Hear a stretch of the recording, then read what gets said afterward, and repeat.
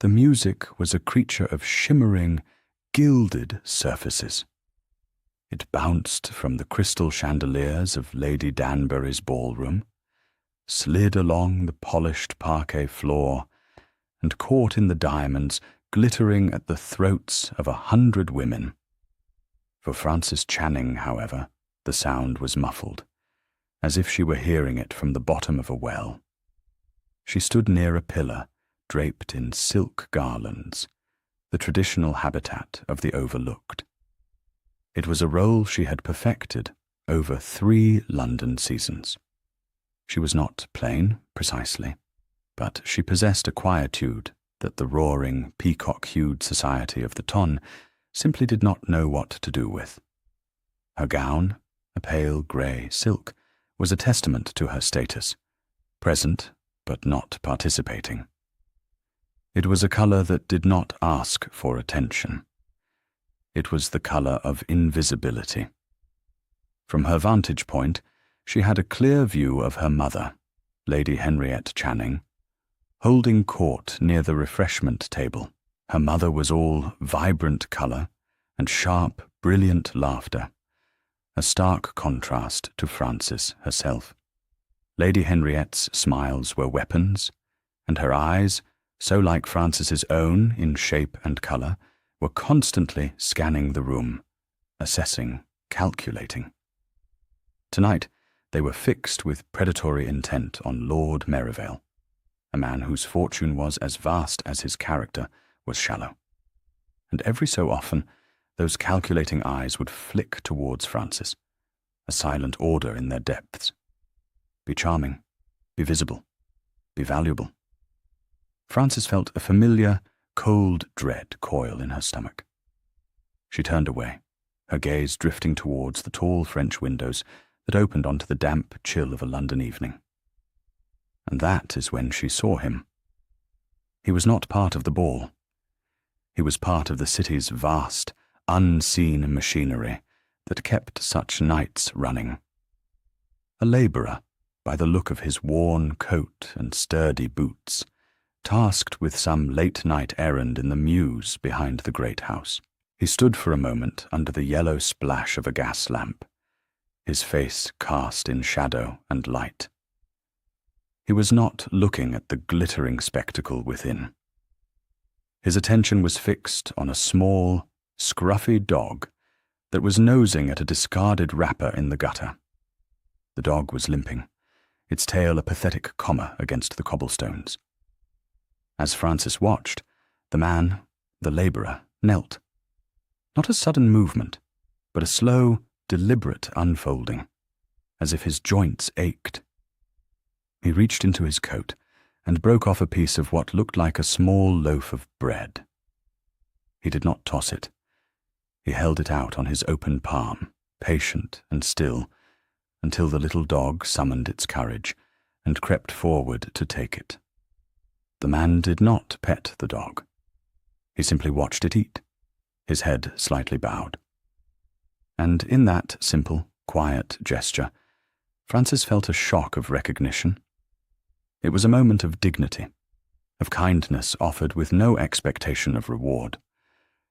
It was everything the glittering room behind her was not. A sharp voice cut through her reverie. "Frances, stop mooning at the window like a half-wit. Lord Merivale is approaching." Lady Henriette was beside her, her fingers a pincer on Frances's arm. The scent of her mother's jasmine perfume was suffocating. "Smile," she hissed, "and for God's sake, try to have an opinion on something other than the weather." Frances turned from the window. The man and the dog were gone. The mews were empty again, swallowed by the night. But the image of that small, profound kindness remained, a tiny, warm ember in the cold cavern of the evening. It was a secret she held, a world away from the false smiles and brittle laughter of the ballroom. She did not know his name. She did not know his story. She only knew that in a world demanding she be seen, he had seen something small and broken and offered it solace. And that, she thought, was a thing of infinite value. The next morning, the dam of her mother's patience finally broke. The confrontation did not happen in the drawing room, a stage for civilized disagreement. It happened in Frances's own bedchamber, a violation of her last remaining sanctuary. Lady Henriette swept in, a whirlwind of frustrated ambition, a sheaf of papers clutched in her hand like a weapon. She did not bother with pleasantries. "It is done," she announced, her voice tight with a terrible sort of triumph. "I have spoken with Lord Merivale's man of business. The initial terms are acceptable." Frances was sitting at her small writing desk, attempting to answer a letter from her aunt in the country. She put down her pen, its nib leaving a small black tear on the cream paper. "What terms, Mamma?" "The only terms that matter." Lady Henriette slapped the papers down on the desk. They were a litany of debts, a black and white accounting of the ruin that had been creeping up on the Channing family for years. Her father's gambling, his failed investments, her mother's frantic spending to keep up appearances. It was all there, a stack of papers that felt heavier than a tombstone. "Lord Merivale has agreed to settle all of it," her mother said, pacing the small room. "Every last shilling. Your father will be spared the fleet. We will not be cast into the street. We will be saved." Frances looked at her mother's flushed face, the feverish light in her eyes. She had the look of a general who has just sacrificed an entire battalion to win a minor skirmish. "And the price?" Frances asked, her voice barely a whisper. "The price is a wedding, a very brilliant wedding." Lady Henriette stopped pacing and loomed over her. "You will be Lady Merivale. You will have more money than you can spend, more jewels than you can wear. You will be a baroness. Is that not what every girl dreams of?" Frances looked at the papers, then back at her mother. She thought of Lord Merivale, his damp hands, his small, cruel eyes that seemed to strip a person bare of all dignity. She thought of his sneering laugh, and the way he spoke of his horses with more affection than he ever would a wife. "No," she said. The word was small, but it landed in the silent room with the force of a stone. Lady Henriette blinked. "What did you say?" "I said no. I will not marry him." For a moment, her mother looked utterly baffled, as if Frances had suddenly begun speaking in a foreign tongue. Then the bafflement curdled into rage. "You will not," she spat, her voice dropping to a venomous whisper. "You will not? Do you have any idea what you are saying? Do you see these?" She shook the papers in Frances's face. "This is not a game, you foolish girl. This is our survival, your father's freedom, our place in society. And you would throw it all away because of some childish distaste for a man who is willing to save us." "He is not saving us," Frances said, finding a strength she did not know she possessed. "He's buying me, and you are selling me." The slap was so sudden, so sharp, it was more a sound than a feeling at first. A crack in the tense air. Then the sting bloomed on her cheek, hot and shameful. Frances did not cry. She had learned a long time ago that tears were exactly what her mother wanted. They were a sign of surrender. She met her mother's furious gaze. "I will not do it."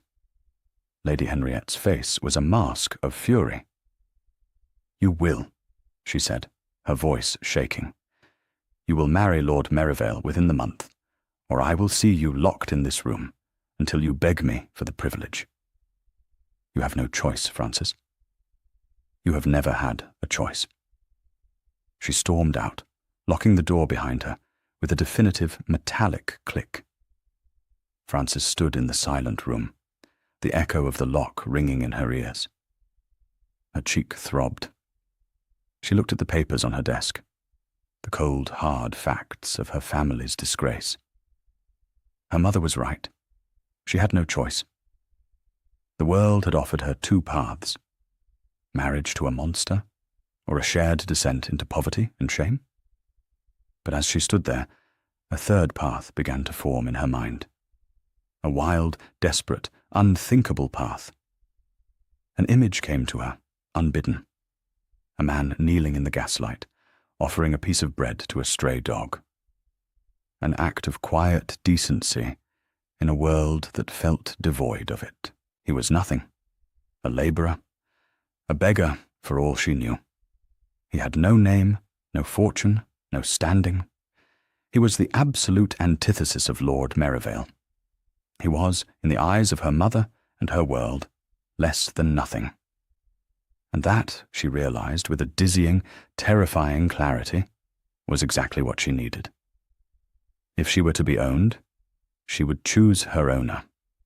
And she would choose a man her mother could never, ever claim as a victory. She would not be sold. She would give herself away, for a price of her own choosing. It was not freedom, not truly, but it was defiance. And at that moment, defiance was the only thing she had left. She bribed the maid, Agnes, with a silver locket, the last piece of jewellery that was truly her own. The girl's eyes went wide, but she took it, her loyalty purchased for a few shillings' worth of silver and sentiment. The door was unlocked an hour after dawn. Frances did not take a carriage. She walked.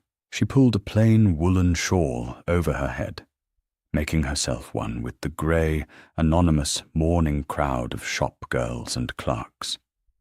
She did not know the man's name or where he lived. She had only a fool's hope and a single desperate memory to guide her. She returned to the mews behind Lady Danbury's house, a place of horse manure, hay, and the sharp smell of rain on stone. She asked. She was clumsy about it, her gentle voice and refined accent utterly out of place. She described the man, tall, quiet, with a worn but clean coat. She described the dog. Most people shrugged and turned away. But a stable boy, chewing on a piece of straw, recognized the description. "Ah, you mean Cole," he said. "Quiet fellow. Does odd jobs. Lives over on Sparrow Street, I think. Number 7. Sparrow Street. The name itself sounded impoverished. It was a narrow, winding lane of soot-stained brick tenements, the air thick with the smell of coal smoke and boiled cabbage. Number 7 was a grim-faced building with a peeling door and dark, watchful windows. Frances's heart hammered against her ribs. This was madness. She should turn back. She should go home, lock herself in her room, and resign herself to her fate. But the memory of her mother's triumphant face, of Lord Merivale's wet-lipped smile, pushed her forward. She knocked on the door. 1 second, 2 seconds, 3. The door opened. It was him, Miles Cole. He looked different in the daylight, without the kind theatricality of the gaslight. He was younger than she had thought, perhaps 30 or so. His face was lean, all sharp angles and planes, with a dusting of dark stubble on his jaw. His hair was raven black and in need of a trim, and his eyes were the most startling shade of sea grey, cool and assessing. They held a depth and an intelligence that seemed at odds with his surroundings. He wore a simple, collarless shirt and worn trousers, and he smelled faintly of soap and sawdust. He did not look surprised to see a well-dressed lady on his doorstep. He did not look anything at all. His expression was a carefully blank canvas. "Yes?" His voice was low and rough, as if unused. Francis's carefully rehearsed speech evaporated. I am Miss Channing, she stammered, feeling the foolishness of her errand press down on her. I saw you, the other night, with the dog. A flicker of something in those grey eyes. Not recognition, perhaps annoyance. I don't know what you mean.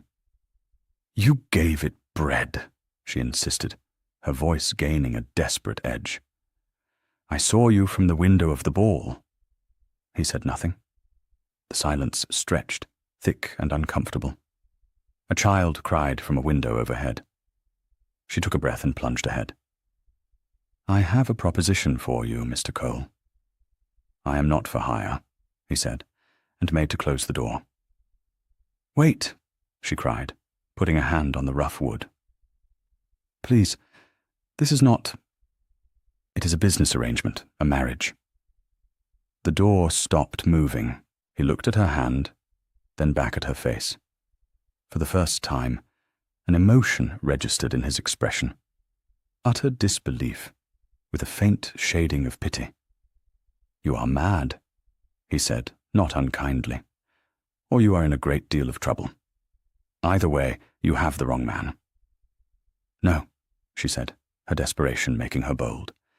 You are exactly the right man. You are not of my world. That is why it must be you. She fumbled in her reticule and pulled out a small, worn leather pouch. I have £50. It is all I have. But it is yours, if you will marry me. Today. £50 was a fortune to a man like him. It was a year's wages. More. She saw the calculation in his eyes as he looked at the pouch. He was not a saint then. He was a man with needs. He was silent for a long time, his gaze fixed on her face, searching. She felt as though he were reading the entire, sorry history of her life in her eyes. The desperation, the defiance, the terror. Why? He finally asked. His voice was softer now. I am being forced into a marriage with a man I despise, she said, the truth raw and unadorned. A cruel man. If I am already married, even to... She faltered, not wanting to insult him. Even to a beggar, he finished for her, his voice flat. There was no bitterness in it, just a statement of fact. Yes, she whispered. He looked past her, down the grimy street, as if weighing her offer against the entire world. She could not imagine what he was thinking. Was he thinking of the £50? Of the absurdity of it all? Or was he, like her, simply thinking of survival? Then his gaze returned to hers. It was steady and unnervingly clear. There would be conditions. Relief washed over her, so potent it almost made her knees buckle. Anything. This is a transaction. Nothing more. You will not be my wife in any true sense. I will not be your husband. We will be strangers who share a name. Is that understood? Yes, she breathed. Hand the money, he said, his eyes on the pouch in her hand. I will take it, but not for myself. It will be held, for you, should you ever need it. This was not what she expected. She had expected greed, or at least a grudging acceptance. This was something else. It was honorable. All right, she said, confused but agreeing. One more thing, he said, his voice hardening slightly. If we do this, you will live as I live. There will be no fine gowns, no carriages, no servants. There will be this. He gestured vaguely at the dark, narrow hallway behind him. Can you accept that? She thought of her gilded cage, of her mother's suffocating ambition, of Lord Merivale's grasping hands. She looked at this strange, quiet man, with his startling eyes and his inexplicable code of honor. This was not a cage. This was a door to an entirely different world. A terrifying, unknown world, but one of her own choosing. Yes, she said, And this time, the word was not small or whispered. It was firm. It was certain. I can. He gave a single, sharp nod. Very well, Miss Channing. Let's go and get you married. From his perspective, the girl on his doorstep was a ghost from a world he had deliberately, painfully left behind. He had seen her type before. In the drawing rooms and ballrooms he now only viewed from the outside, like a pressed flower in a book. A beautiful, brittle thing, preserved but lifeless. But this one was different. There was a crack in her porcelain facade. He'd seen it from the Mews that night. While the others danced and laughed, she had stood at the window, her expression one of such profound, quiet sorrow, it had struck him like a physical blow. He was not, by nature, a man given to whimsy. But he had found himself looking for her at that window again the next night, and the next. And now, here she was, Frances Channing, proposing marriage with a bag of coins and desperation in her eyes. His first instinct was to say no, to shut the door and bolt it. Her world was poison. He had spent 2 years carefully excising it from his life, trading the title of Duke for the anonymity of Cole, the labourer. He had traded the crushing weight of expectation and memory for the simple, honest ache of physical work. He had found a strange, monastic peace in the grime of Sparrow Street. This girl threatened that peace. She was a spark of damask and perfume in his world of coal dust and grit. But he could not shut the door, because he saw the truth of her predicament in the slight tremor of her hand, in the defiant set of her jaw. He recognized the look of a trapped animal, and he had always had a soft spot for trapped things. The £50 was an insult and a key. An insult because his fortune could buy and sell her family 1,000 times over. A key because it gave him the perfect excuse. A man like Cole would not refuse £50. A man like Cole would see it as a windfall, a miracle. To refuse would be to break character, to invite questions he could not answer. There would be conditions, he'd said, testing her, testing himself. You will not be my wife in any true sense. This was for him as much as for her. He had a wife once, a ghost of a memory that still haunted the silent halls of his real home. He could not, would not replace her. Not with this girl, not with anyone. This would be a marriage of paper, not of heart.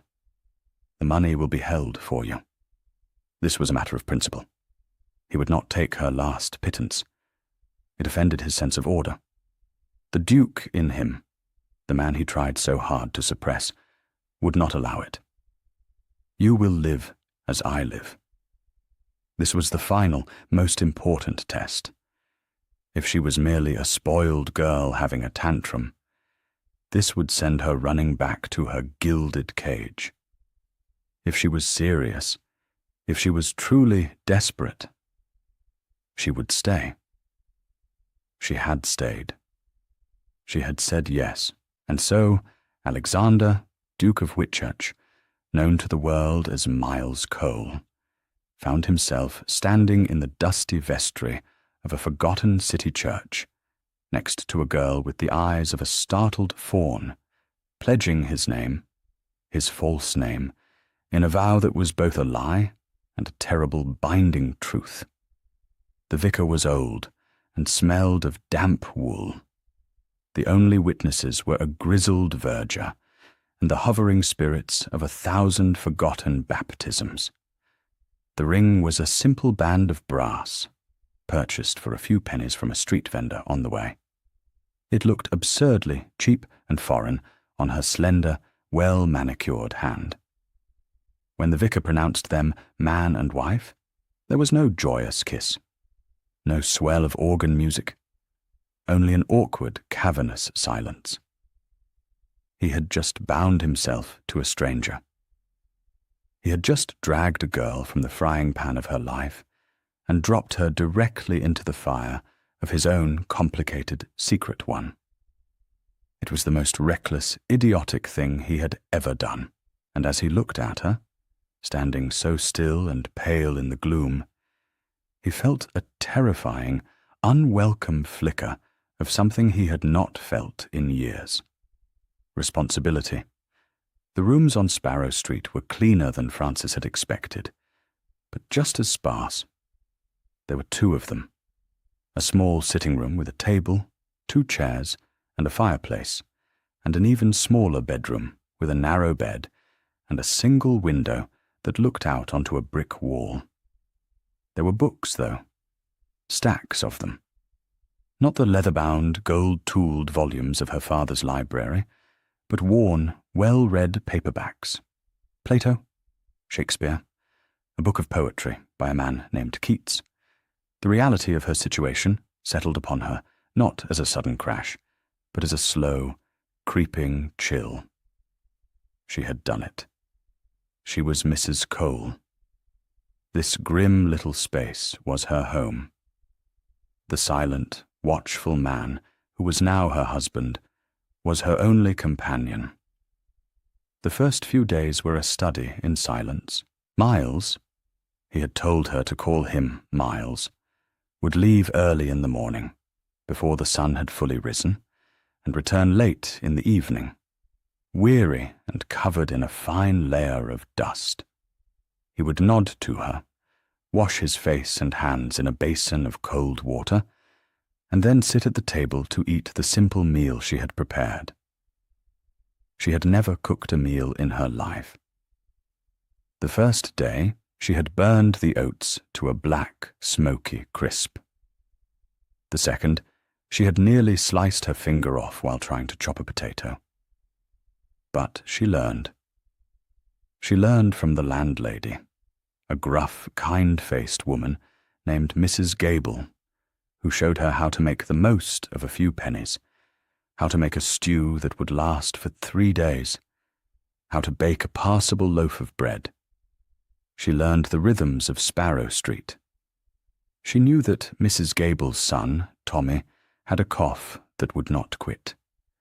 She knew that the man in the room above theirs played the fiddle, sad and lonely tunes that drifted down through the floorboards at night. She knew that the children who played in the street, despite their dirty faces and ragged clothes, laughed with a freedom she had never known.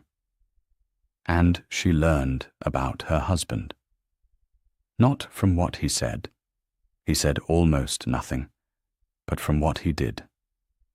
She learned that he was meticulously clean, despite his often dirty work, that he kept his few clothes neatly folded, his books arranged in a specific order. She learned that he read every night, his brow furrowed in concentration, his long fingers tracing the lines of text. She learned that he left a small bowl of milk on the doorstep every evening for a stray cat. The same quiet kindness she had first witnessed, repeated in a different key. He never touched her. He slept on a thin pallet on the floor of the sitting room, leaving the bed in the bedroom for her. He never entered the bedroom without knocking first. He treated her with a formal, distant courtesy that was more unnerving than any cruelty. He was a locked room, a puzzle to which she had no key. Who was this man? This labourer who read Greek philosophy and showed tenderness to stray animals. He was no simple beggar. There was a core of steel in him, a quiet authority that had nothing to do with wealth or station. One evening, a week after their wedding, he came home later than usual. He was not just tired, he was tense. There was a new hard line to his mouth. "We are leaving London," he said, without preamble. Francis was stirring a pot of soup over the fire. She turned to look at him. "Leaving? Where are we going?" "To the country." "What part of the country?" "It is better if you do not know." He looked at her, his sea-grey eyes unreadable. "There are complications. People are looking for you. Your family." A cold knot of fear tightened in her stomach. Her mother. She had imagined her mother's fury, but she had not considered that Lady Henriette would actually act, that she would hunt Francis down. "They want to have the marriage annulled," he said, his voice flat. "They are claiming you were coerced, that you were not of sound mind." "But that's not true," Francis cried. "I chose this. I chose you." The words hung in the air between them. "I chose you." It sounded more intimate than she had intended. Something shifted in his expression. The hardness softened, just for a moment. "I know," he said, his voice softer than she had ever heard it. "But they will not believe it. We must go. Somewhere they cannot find us." She looked around the small, grim room. It had been her prison and her sanctuary for a week. Now he was asking her to leave it, to step out into an even greater unknown. But what choice did she have? Her only anchor in this strange new life was the stranger she had married. "When do we leave?" she asked. "Tomorrow, at dawn." That night, she lay in the narrow bed, listening to the sound of his steady breathing from the other room. He was a mystery, a protector, her husband. And she was utterly, terrifyingly in his power. She had fled one cage, only to find herself in another, a cage whose bars were invisible, but whose lock was held by a man she did not know at all. We'll take a very short break. If you don't want to miss new stories, please subscribe to the channel. They left as they had arrived, in the grey pre-dawn, anonymous and silent. But this time, they did not walk. A carriage was waiting at the end of the street. Not a fancy, crested carriage, but a sturdy, plain travelling coach with 2 strong horses. Francis stared at it, bewildered. This was a level of expense far beyond the means of a simple labourer. "Where did this come from?" she asked, as Miles handed her up. "A friend," he said, his tone discouraging further questions. The journey took 3 days. They travelled north, leaving the sprawling, smoky stain of London behind them. The city gave way to tidy suburbs, then to rolling green countryside. The air grew cleaner, sweeter. It smelled of damp earth and new leaves. Miles was even more silent during the journey, lost in his own thoughts. He stared out the window, but Francis had the sense that he was not seeing the landscape rushing by. He was looking at something far away, something in his past. She did not press him. She was beginning to understand that his silence was a kind of wall, and she did not yet have the right to look over it. She watched him when he thought she wasn't looking. She studied the sharp line of his jaw, the way his dark lashes rested against his cheek when he dozed, the strength in his hands as they rested on his knee. He was a man of contradictions, of hidden depths. And despite her fear, despite the uncertainty of her situation, she felt a flicker of something else. Curiosity. A deep, unsettling curiosity about the man she had married. On the evening of the 3rd day, the carriage turned off the main road and onto a private, tree-lined drive. The trees were ancient oaks, their branches forming a dense canopy overhead. The drive went on for miles. Francis's bewilderment grew with each passing minute. This was not the approach to a humble country cottage. This was the approach to an estate. Finally, the trees parted, and she saw it. The house, it was too grand to be called a house, sat on a gentle rise, overlooking a lake that shimmered like a sheet of silver in the fading light. It was built of pale, honey-coloured stone that seemed to have grown from the land itself. It was vast, with wings that stretched out like welcoming arms, and dozens of windows that glittered like diamonds as they caught the last rays of the sun. It was not merely beautiful. It was magnificent. It breathed power and history and old, old money. The carriage rolled to a stop before the grand entrance. A set of massive oak doors swung open, and a line of servants appeared, their faces a mixture of shock and disbelief. An elderly butler, his back ramrod straight, stepped forward. He looked at Miles, still dressed in his labourer's clothes, and then at Frances, in her simple woolen dress. But there was no disdain in his eyes, only a deep, profound, and utterly astonished relief. He bowed low. "Your Grace," he said, his voice thick with emotion. "Welcome home. Your Grace." The words echoed in the sudden, profound silence. Frances turned to look at the man beside her, her husband, Miles Cole, the labourer from Sparrow Street. He was not looking at the butler.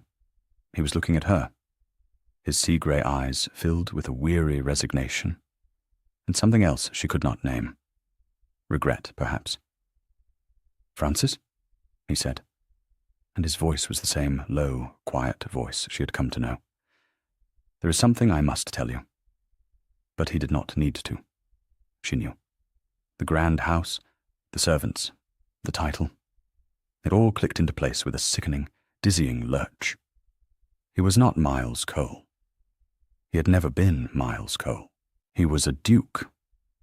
And this magnificent, breathtaking estate, this was his home. She had not married a beggar. She had married a prince in disguise. And she had never, in her entire life, felt more like a fool.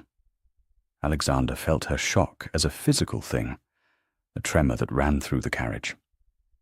He saw the understanding dawn in her eyes, followed swiftly by a look of profound betrayal. He deserved it. He had lied to her. Not in words, perhaps, but in every action, every moment of their strange marriage. He had not planned to bring her here, to Falconcroft. This house was a mausoleum, filled with the ghosts of a life he had run away from. His plan had been to secret her away in a small, remote cottage on the estate, to keep her safe and hidden until he could figure out what to do. But his man of business in London, the only one who knew of his double life, had sent an urgent message. It was not just her mother. Lord Merivale was a more dangerous man than Frances knew. He was using his considerable influence, calling in favours, painting a picture of Frances as a hysterical, unstable girl kidnapped by a charlatan. They were petitioning the courts. They were hiring men to find her. A simple cottage would not be safe. The only place he could truly protect her was here, within the walls of his own fortress. So he had brought her home, and in doing so, he had been forced to kill Miles Cole. "Your Grace," the butler, Hargrove, said again, his composure beginning to crack. We had feared the worst." "I am well, Hargrove," Alexander said, his voice taking on a tone of command that Frances had never heard before. It was the voice of a man used to being obeyed, the voice of a duke. "This is my wife, the Duchess." He said the words, and they felt foreign and absurd on his tongue. The Duchess. This pale, quiet girl in a cheap woolen dress. Hargrove's eyes widened, but years of training held his tongue. He simply bowed, lower this time. "Your Grace," he said, his voice now directed at Frances. Frances did not seem to hear him.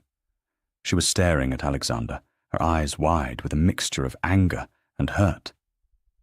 "You lied to me," she whispered, so only he could hear. "Yes," he admitted, the word a stone in his throat.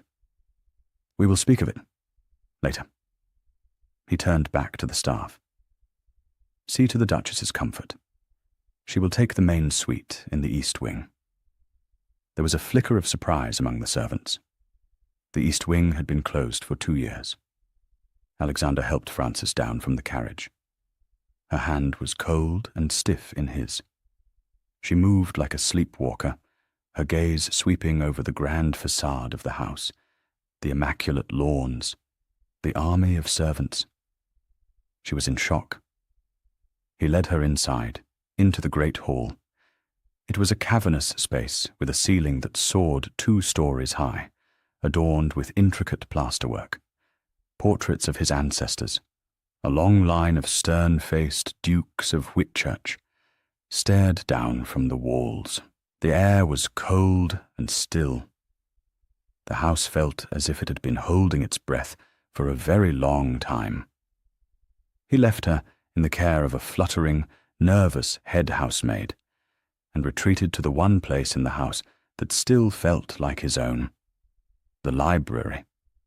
It was a magnificent room, 2 stories high, lined from floor to ceiling with books. It smelled of old leather and beeswax and memories. He poured himself a brandy, his hand shaking slightly. He had not had a drink in 2 years. The fiery liquid was a shock to his system. He had made a mess, a terrible, complicated mess. He had brought this girl into his world, a world she was utterly unprepared for, to solve a problem in her own. He had done it to protect her, yes. But if he were being honest with himself, there was more to it. He had been intrigued by her quiet courage, her strange proposition, her sad, intelligent eyes. He had been lonely, and he had acted on an impulse for the first time in years. Now that impulse had a name, Duchess, and was currently being installed in his late wife's bedroom. The thought sent a fresh jolt of panic through him. No, he had not thought this through at all. He had come to Sparrow Street to escape, to forget. After Eleanor's death, the title, the house, the life of the Duke of Whitchurch had become a torment. Every room held a memory. Every well-meaning word of sympathy from his peers was a fresh stab of pain. So he had vanished. He had created Miles Cole, a man with no past, no future, no expectations, a man who could lose himself in the simple, brutal rhythm of physical labor, a man who was blessedly, completely numb. Frances Channing had made him feel something again, and he wasn't sure if he was grateful or terrified. He heard a soft knock on the library door. "Come in," he called out, his voice rough. It was Frances. She had not changed her dress, but she had taken off her shawl. She looked small and lost in the vast, book-lined room. "They put me in a bedroom," she said, her voice flat. "It is larger than the entire apartment on Sparrow Street. There is a fireplace that is taller than I am, and a bathtub made of marble." He said nothing, just swirled the brandy in his glass. "Why?" she asked, her voice trembling with suppressed emotion. "Why did you lie? Who are you?" "My name is Alexander St. John, Duke of Whitchurch," he said, forcing himself to meet her gaze. "The lie was my life as Miles Cole. I am sorry for the deception. It was not my intention to involve you in it." "Not your intention?" She laughed, a short, bitter sound. "You married me. You bound me to your lie. What did you think was going to happen?" "I don't know," he admitted, and it was the honest truth. "I was trying to protect you, and then things became complicated." She walked further into the room, her gaze sweeping over the thousands of books. "So this is you," she said softly. "The books in the other room. Plato, Shakespeare. It wasn't a disguise. It was the only true thing about you. He was taken aback by her perception. "Yes," he said. She stopped before his desk. She picked up a silver-framed portrait that sat there. It was a miniature of a beautiful, laughing woman with blonde hair and vivacious blue eyes. "Who is this?" Francis asked. Alexander felt a familiar tightness in his chest. "That was my wife," he said. "Eleanor, the late Duchess." Francis put the portrait down gently. She looked at him, and for the first time, the anger in her eyes was replaced by something else. Understanding. Pity. "She died," Francis stated. "Not a question." 2 years ago, he confirmed. "In this house." The silence that followed was different. It was not angry or awkward. It was filled with a shared, unspoken sorrow. She, mourning the loss of her freedom and identity.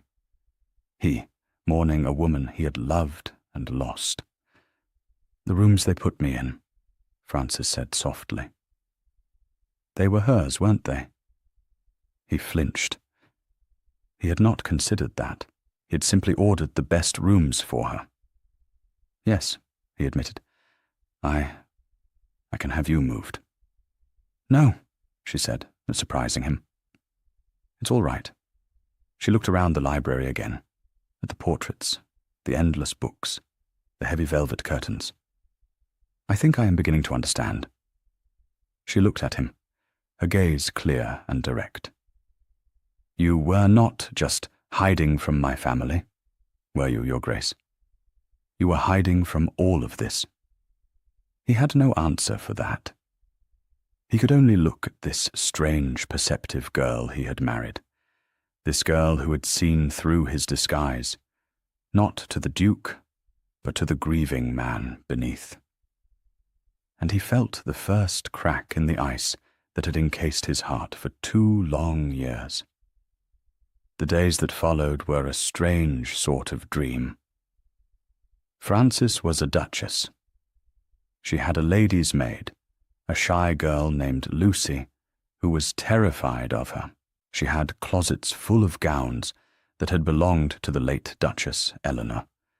Beautiful, vibrant dresses in silks and velvets that felt like costumes from another woman's life. She ate her meals alone in a vast dining room, at one end of a table so long she could barely see the other. The food was exquisite, served on porcelain plates with the ducal crest, but it tasted like ash in her mouth. She missed the simple, lumpy stew she had learned to make on Sparrow Street. The Duke, Alexander, remained a distant, ghostly presence. He was polite, considerate, but absent. He took his meals in his library. She would sometimes see him from her window, a solitary figure walking the vast, manicured grounds, his hands clasped behind his back, his head bowed. He was a king in exile in his own kingdom. The house, Falconcroft, was her cage now. A much more beautiful cage, but a cage nonetheless. The servants were respectful, but wary.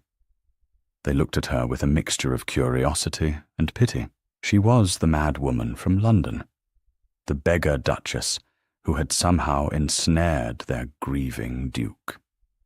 She knew what they whispered in the servants' hall. She did not try to correct them. What could she say? The truth was even more bizarre than the fiction. Instead of fighting it, she began to explore. She learned the house. With Lucy trailing nervously behind her, she walked its endless corridors, her hand trailing along the silk-covered walls. She discovered hidden staircases, forgotten drawing rooms draped in white dust-cloths, and a music room with a grand piano that was woefully out of tune. The house was sleeping. It was grieving, just like its master. She found her way to the library often. It was the heart of the house, and the heart of the man who owned it. He was always there, surrounded by his books, as if building a fortress of paper and ink around himself. She would not speak to him. She would simply choose a book from the shelves, a novel by Miss Austen, a book of travels, and settle in a wing-back chair by the fire, on the opposite side of the room. He would look up when she entered, a flicker of surprise in his grey eyes, and give a curt nod. And then they would sit in silence, the only sounds the rustle of a turning page and the crackle of the fire. It was a strange, silent companionship. But it was companionship. She was no longer just the beggar duchess. She was a quiet presence in his sanctuary. She was a witness. She did not ask him for anything. She did not try to draw him out. She simply was. One afternoon, she found him not in the library, but in the conservatory. It was a beautiful glass structure at the back of the house, but it had fallen into neglect. The exotic plants were either dead or overgrown, and dust lay thick on the glass panes.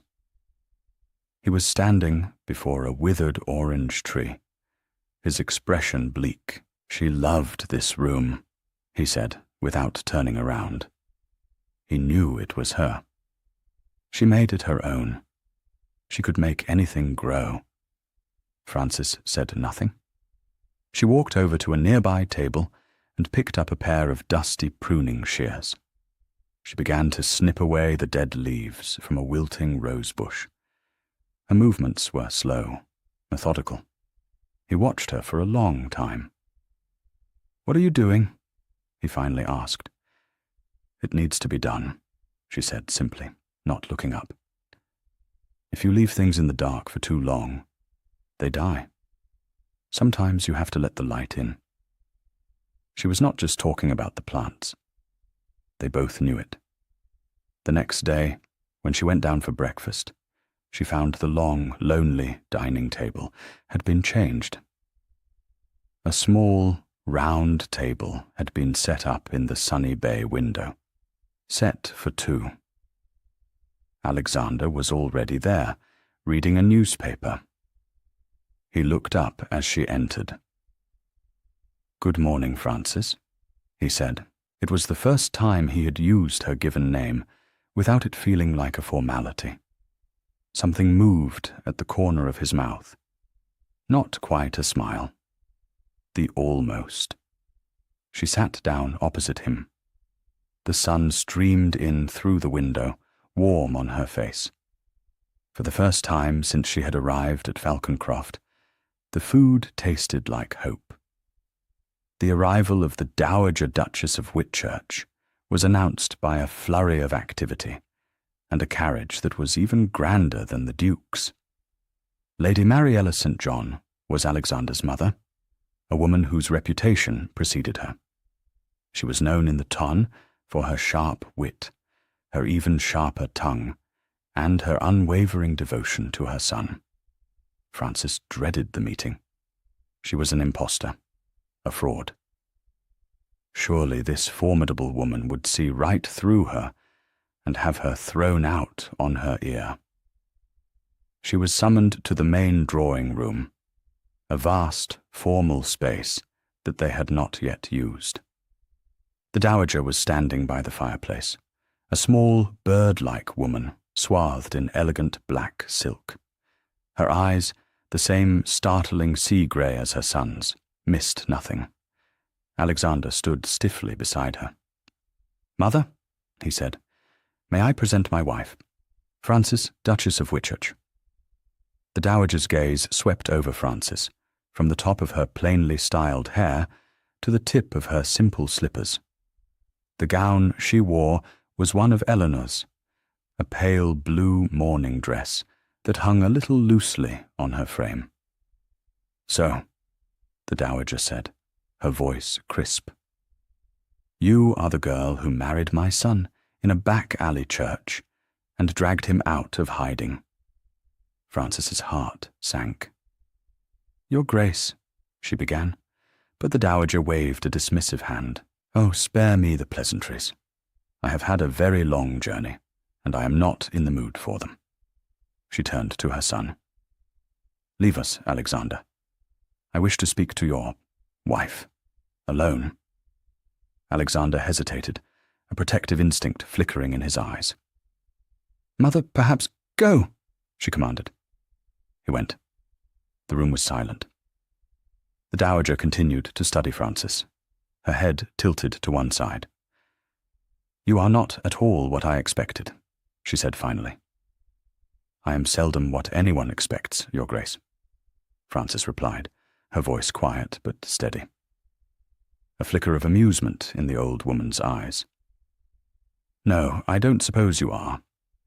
The reports from London paint you as either a lunatic or a scheming seductress. You do not look like either. She gestured to a nearby sofa. Sit. Tell me everything. And do not even think of lying to me. I can smell a lie from a mile away. And so, Francis told her.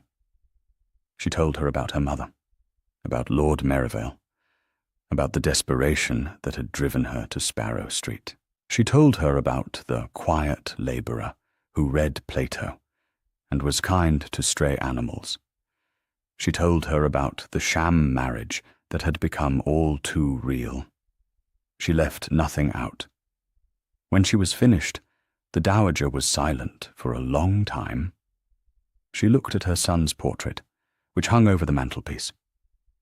He has not been home in 2 years, she said softly. Since Eleanor passed, this house died with her. He died with her. He walled himself up in his grief and refused to see anyone. I thought I had lost him. She turned back to Francis, and her sharp eyes were surprisingly gentle. He has written to me. For the first time in 2 years, I have received a letter from my son. He told me about you. He said you were unexpected. I am in complication he did not need, Francis said. Nonsense, the dowager sniffed. You are exactly what he needed. He was drowning, my dear, and you, in your own mad way, threw him a lifeline. You have brought him home.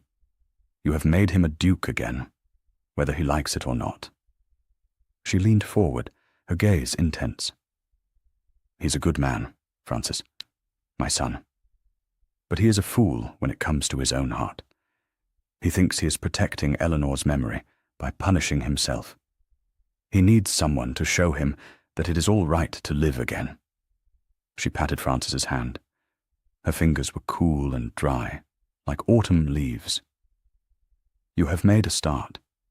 The small table at breakfast, that was a masterstroke, bringing the library back to life, waking up the conservatory. I have seen the changes. The house is breathing again. All because of you. Tears welled in Francis's eyes. Tears of relief, of gratitude. She had found an ally in the most unexpected of places. Now, the dowager said, her voice brisk once more. We have work to do. This business in London will not go away on its own. Your mother and that odious Lord Merivale are making a great deal of noise. We must make more. What do you mean? Francis asked. The dowager's eyes gleamed with a familiar, calculating light, the same light Francis had seen in her own mother, but this time it was aimed in her defense.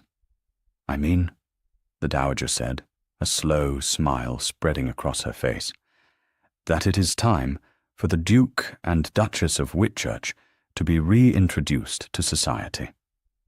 We are going to throw a ball, and you, my dear, are going to be the most talked-about woman in London. The decision was made. They would return to London. Not to the grime of Sparrow Street, but to Whitchurch House, the family's palatial London residence that had stood empty for 2 years. Alexander was against it at first, the thought of returning to the London season, of the endless parade of balls and dinners, of the sympathetic, pitying glances, filled him with a cold dread. He had run from that world for a reason. But his mother, with her unassailable logic, and Frances, with her quiet, steady presence, wore him down. "You cannot hide forever, Alexander," his mother had said. "You are the Duke of Whitchurch. It is not just a title, it is a duty, and your first duty is to your wife. You must protect her name. You must protect your name." He had looked at Frances then. She had not said a word, but her eyes held a silent plea. She had trusted him. She had placed her life in his hands. And now her reputation, her very future, was being torn to shreds because of the choice she had made. The choice he had allowed her to make. He had a duty to her. A duty that went beyond the paper contract they had signed in that dusty church. He was her husband. Very well, he had agreed. We will go to London. The return to the city was a world away from their escape. They travelled in the dowager's crested coach, with outriders and a procession of servants. Whitchurch House was a magnificent mansion on Grosvenor Square. A full staff had been hired and had worked for a week to prepare it for their arrival. It was another gilded cage, but this one was different. It was a fortress from which they would launch their campaign. The dowager was in her element. She was a general marshalling her troops. Invitations were sent. A date was set for the ball. It would be the event of the season. The guest list was a carefully curated collection of the most powerful, the most influential, and the most gossipy members of the ton. Frances, meanwhile, was subjected to a different kind of battle. The battle of the modiste. She was poked, prodded, and measured for a new wardrobe. "You cannot be seen in Eleanor's clothes," the dowager had declared. "They are not you. You are not a ghost. You are the new Duchess. You must have your own style." Frances's style, it turned out, was one of quiet elegance.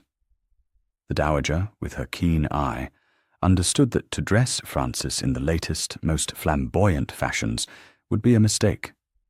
It would look like a costume. Instead, they chose fabrics of the highest quality in subtle, rich colours, deep emerald, sapphire blue, and a warm, creamy ivory. The cuts were simple, classic, accentuating Frances's slender grace. She was not being remade into someone else. She was being revealed. During this time, something shifted between Frances and Alexander. The shared purpose, the impending battle, forged a new kind of intimacy between them. They were co-conspirators. They spent their evenings in the London library, which was smaller and more intimate than the one at Falcon Croft. They would discuss the guest list, plan the menu, and talk. For the first time, they truly talked. He told her about his life before, about his time at Oxford, his travels on the continent, his love for architecture. He spoke of his father, the previous Duke, a stern and demanding man, and, haltingly, he spoke of Eleanor. "We grew up together," he said one night, staring into the fire. "Our families had always intended for us to marry. It was expected. She was vivacious, full of life. She lit up every room she entered. I loved her. But I am not sure she was ever truly happy here. I think this life, the duties, the expectations, it suffocated her." He fell silent. Frances did not press him. She simply listened. She was a safe harbour for his words, his memories. "She became ill," he continued, his voice low. "A fever that would not break. The doctors could do nothing. She died in the East Wing at Falcon Croft. And I failed her. I could not save her. It was not your fault, Francis said softly. "Wasn't it?" he asked, his voice raw with a grief that was still so fresh. "I was her husband. I was supposed to protect her." Francis reached out and placed her hand on his arm. It was the first time she had initiated any physical contact. His muscles were tense beneath her fingers. He looked at her hand, then up at her face. His sea-grey eyes were filled with a storm of emotions. "My mother is right," he said, his voice barely a whisper. "You are unexpected, Francis." He leaned in, and for a heart-stopping moment, she thought he was going to kiss her. Her heart hammered against her ribs. She wanted him to. She realized with a sudden, shocking clarity that she wanted him to kiss her. But he didn't. He pulled back, a look of conflict on his face. The ghost of Eleanor was still between them. He stood up abruptly. "It is late," he said, his voice once again formal. "You should get some rest." He turned and left the room, leaving Francis alone with the fire and the frantic, hopeful beating of her own heart. A few nights later, as they were working on the seating plan for the ball, she stumbled over his name. "We should place Lord and Lady Ashworth here," she said, pointing to the diagram. "And perhaps the Duke of... perhaps Miles. Your Grace should sit here." She still did not know what to call him. Your Grace felt too formal. Alexander felt too intimate. Miles was a lie. He looked up from the list he was writing. He put down his pen. "My name is Alexander," he said, his voice quiet but firm. "I would be honored if you would use it." She looked at him, at this man of so many names, so many identities. The beggar, the duke, the grieving husband. Alexander. "Alexander," she said. The name felt right on her tongue. It was not the name of a duke or a labourer. It was the name of the man she was beginning to know. The man she was, she feared, beginning to love. A slow smile touched his lips. A real smile this time, not an almost. It transformed his face, chasing away the shadows. "Thank you, Francis," he said. And in that moment, in the quiet of the library, with a battle looming before them, they were not a duke and a duchess, or a rich man and a poor girl. They were simply Alexander and Francis. And it was enough. The night of the ball arrived. Whitchurch House was ablaze with light. Music and laughter spilled out into Grosvenor Square. Every carriage in London, it seemed, was lined up outside. Francis stood at the top of the grand staircase, Alexander at her side. She wore the ivory gown.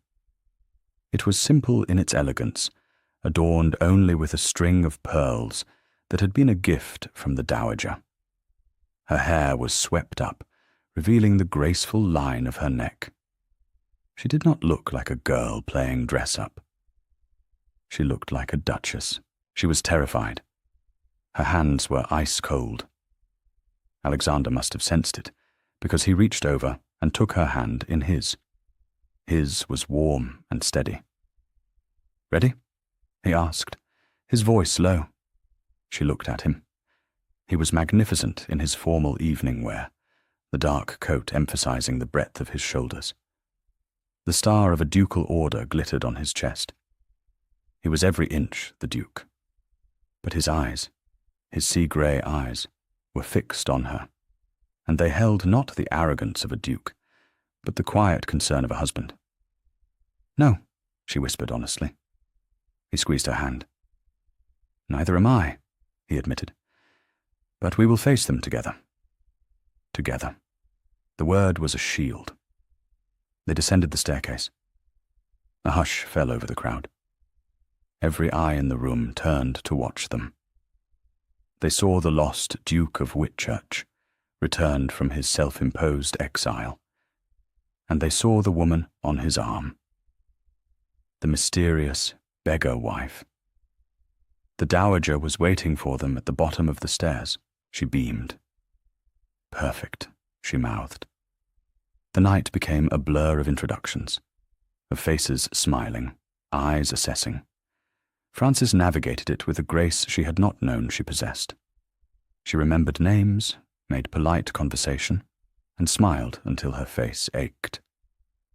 Alexander was a constant, steady presence at her side, his hand resting lightly on the small of her back. He deflected the impertinent questions, steered her away from the most notorious gossips, and filled her champagne glass when it was empty. They were a team. They were a united front, and the ton, fickle as it was beginning to be won over. The whispers were changing. She was not a mad woman. She was a mystery, an original.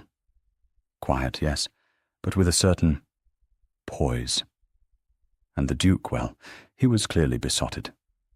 And then they arrived. Frances saw them first.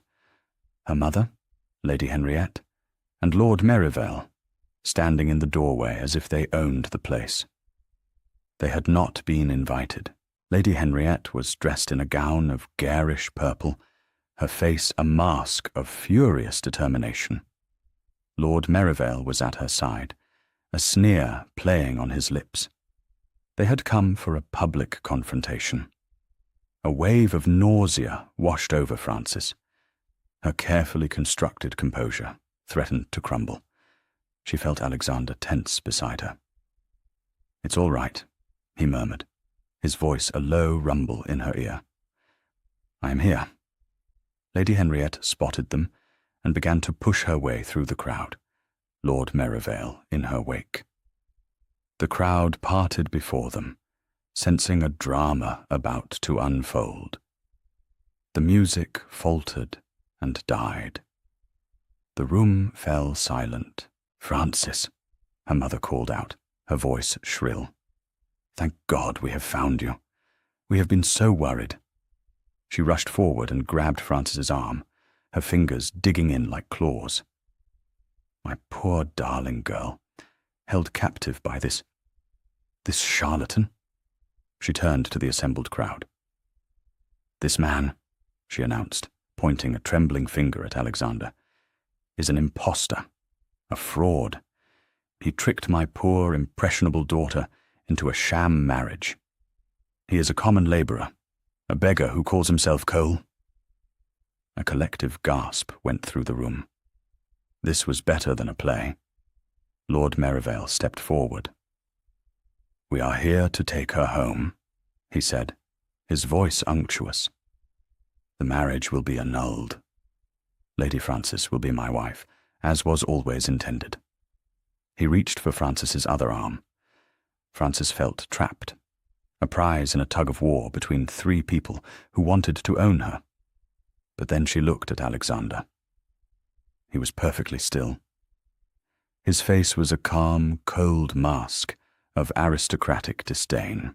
He looked down at Lord Merivale's hand on his wife's arm, then back up at the man's face. "Unhand my wife," he said. The words were not loud, but they cut through the silence like a shard of ice. They were a command, not a request. Lord Merivale faltered, his bravado wavering in the face of such cold authority. "Your wife?" Lady Henriette shrieked with laughter. "This man is no duke. He is a nobody. Tell them, Frances. Tell them the truth." All eyes were on Frances. This was the moment. Her mother was offering her an escape, a way back to her old life. All she had to do was denounce the man beside her. She looked at her mother, at her face, twisted with desperation and greed. She looked at Lord Merivale, at his cruel, possessive eyes. And then she looked at Alexander, her husband, the man who had shown her kindness when she was invisible, who had given her a way out when she had none, the man who had shared his grief with her, who had let her into the locked rooms of his heart, the man who was standing beside her now, ready to face down the world for her? She had made her choice on Sparrow Street, in a moment of desperate defiance. Now she made it again, in the heart of London society, in the full glare of 100 pairs of eyes. But this time it was not out of defiance. It was out of love. She gently removed her mother's hand from her arm. She stepped away from Lord Merivale, and she stepped closer to Alexander, looping her arm through his. "I am sorry, Mamma," she said, her voice clear and strong, ringing through the silent ballroom. "But you are mistaken. This is my husband, Alexander St. John, the Duke of Whitchurch, and I am his Duchess." She turned to Alexander and smiled, a genuine, radiant smile. "And I have never been happier." The silence was broken by a single sharp sound. The Dowager Duchess, standing nearby, began to applaud. Slowly at first, then with gusto. One by one, others joined in. The Duke and Duchess of Bainbridge, Lady Danbury. The room erupted in applause. The ton had made its decision. They were on the side of the Duke and his mysterious, lovely Duchess. Lady Henriette stared, her mouth agape. Her plan had not just failed, it had backfired spectacularly. She had tried to expose a fraud, and had only succeeded in cementing her daughter's place at the very pinnacle of society. She looked not like a concerned mother, but like a mad, jealous shrew. Lord Merivale, ever the opportunist, saw that the tide had turned against him. He mumbled a hasty excuse and vanished into the crowd. Lady Henriette was left alone, isolated in a sea of disapproving faces. Frances looked at her mother, and she felt no triumph. Only a deep, profound sadness.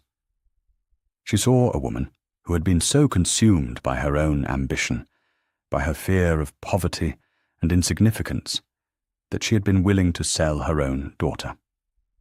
She was not a monster.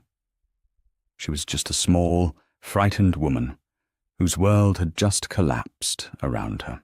It was a pathetic, lonely end to a lifetime of scheming. Alexander put his arm around Frances's waist and drew her close. "Let's give them something to talk about," he whispered. He led her to the center of the floor. He nodded to the musicians, who struck up a waltz. And as the entire London society looked on, the Duke and Duchess of Whitchurch danced. For Frances, the room, the music, the people, they all faded away. There was only Alexander, his hand warm and sure at her waist, his sea-grey eyes looking at her with an expression of such open, unguarded love that it took her breath away. "I love you, Frances," he murmured, his lips close to her ear.